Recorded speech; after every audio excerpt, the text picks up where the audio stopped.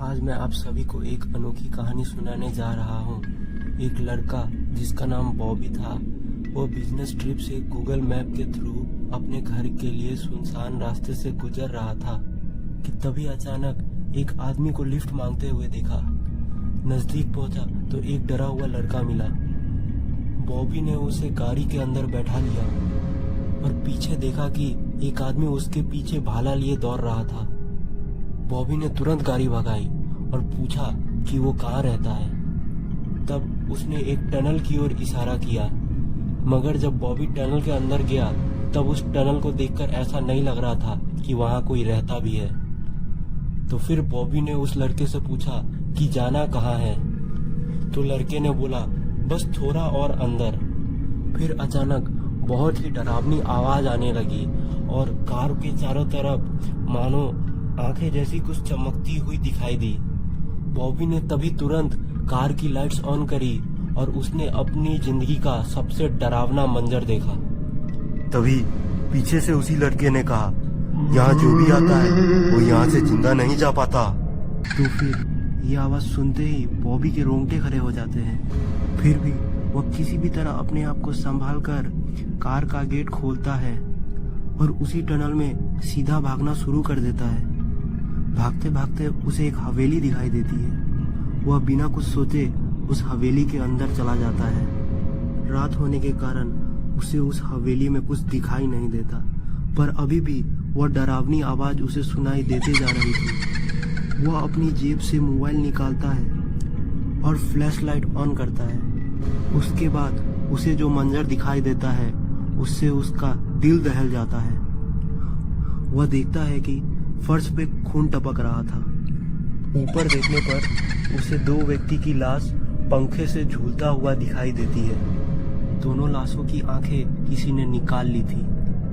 यह मंजर देखकर बॉबी को ऐसा लगता है कि आज वो यहाँ से जिंदा नहीं जा पाएगा। तभी उसे कुछ सुनाई देता है। वह उसी तरफ जाता है।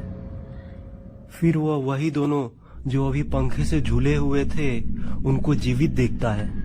यह देखकर वो झट से हवेली से बाहर भागता है और ना जाने कहां से वो लड़का जो बॉबी की कार के पीछे बैठा हुआ था वो फिर से बॉबी का पीछा करने लगता है, जो कि अब पूरी तरह एक नरभक्षी में बदल चुका था। यह देखकर बॉबी अंधाधुंध भागने लगता है। भागते भागते हवेली के आगे एक जंगल रहता है और उस जंगल में बॉबी चला जाता है।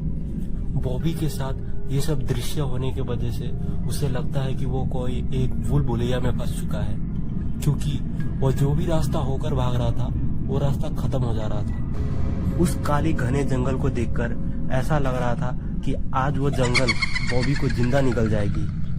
उसे कुछ समझ न आने पर वह जंगल में भागता चला जाता है। जंगल में डरावनी जानवरों की आवाज सुनकर उसका पूरा दिल दहल जा रहा था। इतने में ही और उसने सोचा कि मैं फोन करके किसी को बुला लेता हूँ अपनी मदद के लिए।